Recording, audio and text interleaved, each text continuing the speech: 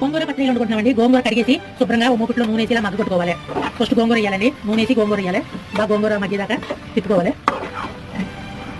ఇప్పుడు కారం, ఉప్పు వేసుకోవాలి. మేము 1 కేజీ రొయ్యలు తీసుకుంటున్నామండి. దానికి 4 టీ స్పూన్లు కారం, 1 teaspoon salt, 1 teaspoon salt, 1/2 teaspoon పసుపు వేసి బాగా కలుపుకోవాలి. సిమ్లో పెట్టుకోండి మగ్గిపోయాక. చికెన్ మసాలా వేసుకోవాలి. 1 ప్యాకెట్ వేసేస్తానండి 10 రూపాయలు. వేసుకుని బాగా కలుపుకోవాలి. బాగా కలుపుకుని ఇప్పుడు నీళ్ళు వేసుకోవాలి. నీళ్ళు వేసుకుని కలుపుకోవాలి. రేగి తీసుకొస్తాను. నీళ్ళు కొంచెం కారం, సాల్ట్ కలిపి ఫ్రిడ్జ్లో పెట్టుకున్నామండి. ఫ్రిడ్జ్లో పెట్టుకున్నాయి గోంగూరలో వేస్తాం. గోంగూరలో వేసి మూత పెట్టి సిమ్లో పెట్టి 1 అరగంట సేపు పెట్టుకోవాలి. కూర ఇలాగా ఎగిరిపోయే వరకు ఎగిరి చేయాలండి.